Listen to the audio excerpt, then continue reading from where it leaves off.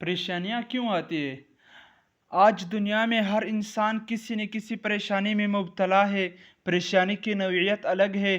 कोई अपने घरेलू मसाइल में परेशान है, कोई अपने रोज़गार के सिलसिले में परेशान है, कोई अपने बच्चों के रिश्तों के हवाले से परेशान है। सैलाब की मुतासरीन की अलग नौइयत की परेशानी है, और दिगर जो लोग आफ़ात व बलियात में मुब्तला है उनकी परेशानियाँ अलग अलग है। परेशानी की नौइयत तो मुख्तलिफ हो सकती है, लेकिन बहरहाल लोग परेशान है। अल्लाह ताला हम सब की हिफाजत फरमाए। मैं आज की मजलिस में दो बातें अर्ज़ करना चाह रहा हूँ।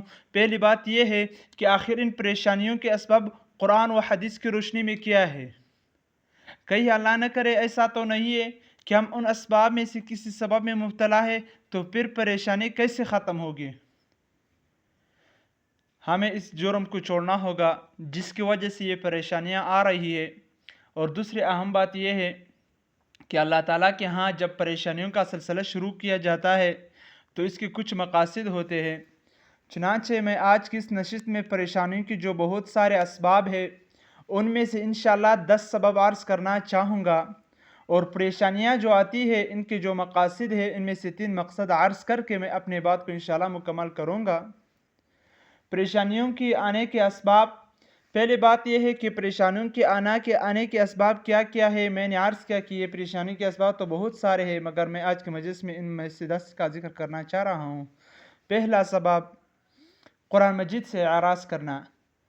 कुरान मजीद से आराज़ की एक शक्ल तो यह है कि आदमी कुरान मजीद की तिलावत पर कोई तवज्जो न दे, तलफ़ुज़ ख़राब है, कोई बात नहीं, ऐसे ही पढ़ते हैं चले जा रहे हैं। हत्ता कि नमाज के अंदर जो ज़रूरी तिलावत होती है वो बेढंग के नहीं कर सकते। कुरान मजीद के आराज़ में ये बात भी शामिल है कि जिन जिन कामों की करने पर कुरान ने कहा इसकी कोई परवाह ही नहीं, और जिन जिन कामों से रोका है इनकी कोई परवाह ही नहीं। ये एक तरह का नाउज़ बिल्लाह कुरान मजीद से आराज़ करना है।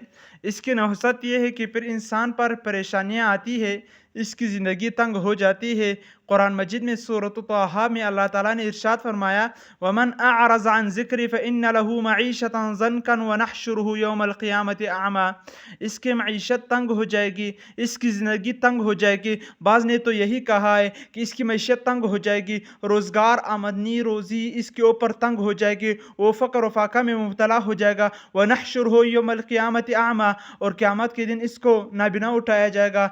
तो ये पहला सबब है परेशानी का कि कुरान मजीद से आराज़ करना है। इसका हल यही है कि भाई तवज्जो दो, अल्लाह की कुरान को समझो, पढ़ो, कुरान मजीद के हुकूक़ की तरफ तवज्जो दी जाए। ये इसका हक़ है, इस पर ईमान लाया जाए, इसका हक़ है, इसकी सही तलफ़ुज़ के साथ इसको पढ़ा जाए, सही इसका हक़ है, इसके माने और मतलब को समझा जाए, इसका हक़ है, इस पर अमल किया जाए, इसका हक़ है कि दूसरों तक इसको पहुँचाया जाए। अगर उन हुकूक़ में कोताही है तो ये एराज़ है, और जब एराज़ करोगे तो परेशानियाँ आएगी। अल्लाह ताला हमारी हिफाजत फरमाए। दूसरा सबब शरीयत के अहकामात में अपनी मर्ज़ी करना।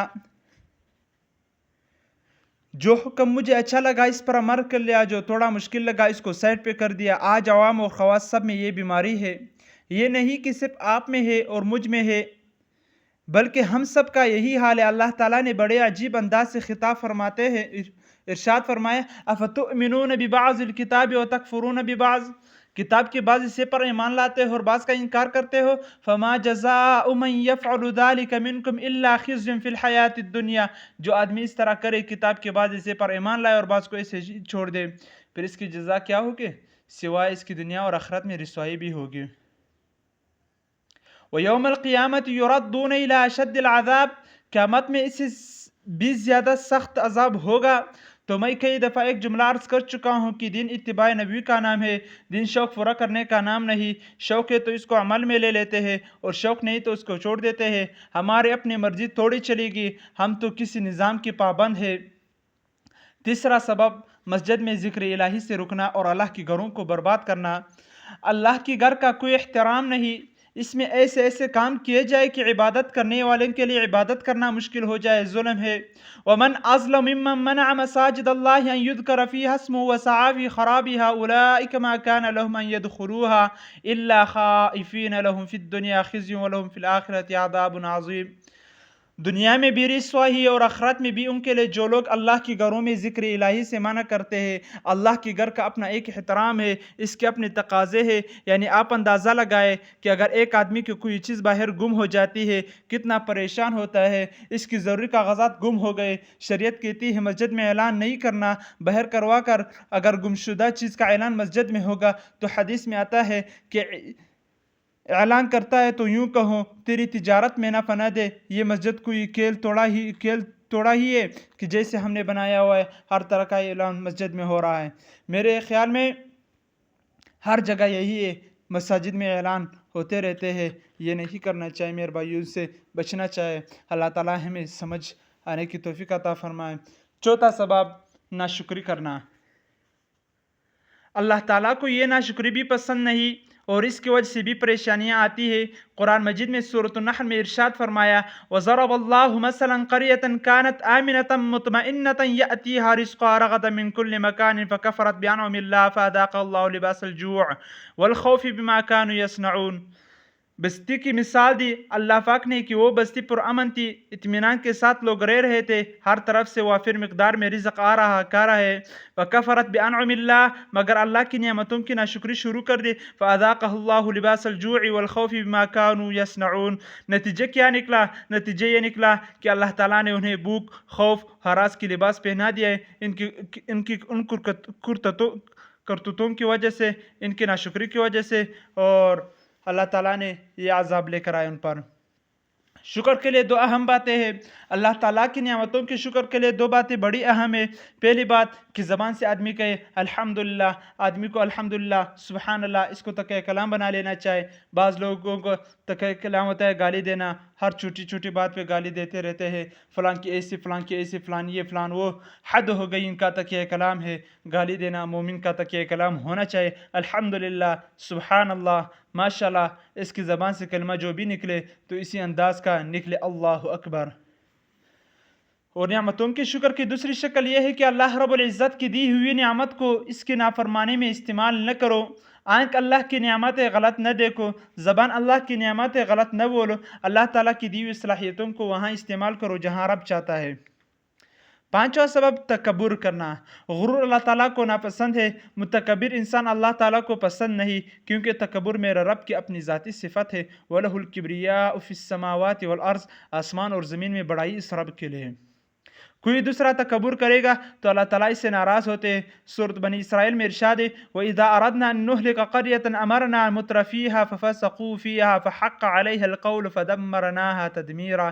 جب ہم کسی بستی کو ہلاک کرنا چاہتے ہیں تو وہاں کے جو مالدار لوگ ہیں ان کو ہم کہتے ہیں بستی میں فسق و فجور کرو۔ تو اس مال کی غرور میں نے عرض کیا کہ مال کا ایک اپنا تکبر ہے، حسن اور جمال کا اپنا ایک تکبر ہے، طاقت کا اپنا ایک تکبر ہے، تعلقات کا اپنا ایک تکبر ہے۔ العیاذ باللہ، ہر آدمی کسی نہ کسی تکبر میں مبتلا ہوتا ہے، اس کو اس کا اندازہ نہیں ہوتا، اور پھر بستیوں میں فسق و فجور کرتے ہیں اپنے کبر کی وجہ سے۔ فحق علیہ القول، بس ان پر بھی عذاب ثابت ہو چکا ہوتا ہے۔ فدمرناها تدمیرا، فدمرناها تدمیرا، ہم نے ان کو تباہ اور برباد کر دیا۔ اس کے پیچھے سبب تکبر یعنی ہلاکت اور عذاب کا سبب تکبر بنا۔ چھٹا سبب بے حیائی۔ معاشرے میں بے حیائی کے کام کو فروغ دے کر خوش ہونا۔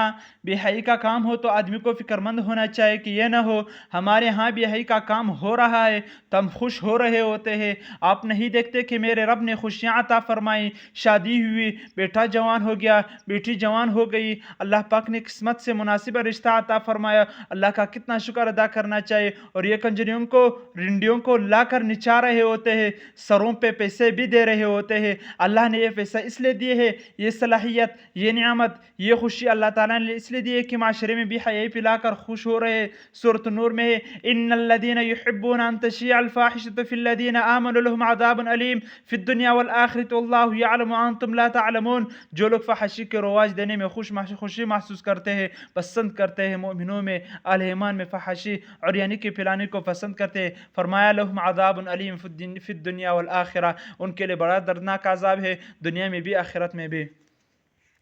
ساتواں اور آٹھواں سبب سود اور زنا کا عام ہونا۔ سود اور زنا جس معاشرے میں عام ہو جائے، سمجھو یہ سود خور اور یہ زانی اللہ کے عذاب کو دعوت دے رہا ہے، پریشانوں کو دعوت دے رہے ہیں۔ مستدرک حاکم میں حضرت عبداللہ بن عباس رضی اللہ عنہ کی مشہور روایت ہے، اذا ظہر الزنا والربا فی قریۃ فقد احلوا بانفسهم عذاب اللہ۔ جب زنا اور سود کسی بستی میں عام ہو جائے تو ان لوگوں نے اللہ کے عذاب کے اترنے کو سمجھو حلال کر دیا۔ نواں سبب امر بالمعروف و نہی عن المنکر کو چھوڑ دینا۔ دیکھو ایک کرنے کا کام یہ بھی ہے کہ آپ اچھائیوں کا حکم کرو، برائیوں سے منع کرو۔ اگر آپ یہ کام نہیں کر رہے تو مطلب اس کا یہ ہوا کہ آپ عذاب الہی کو اور پریشانیوں کو دعوت دے رہے۔ اور 10واں سبب جو آخری سبب ہے وہ ترک جہاد ہے۔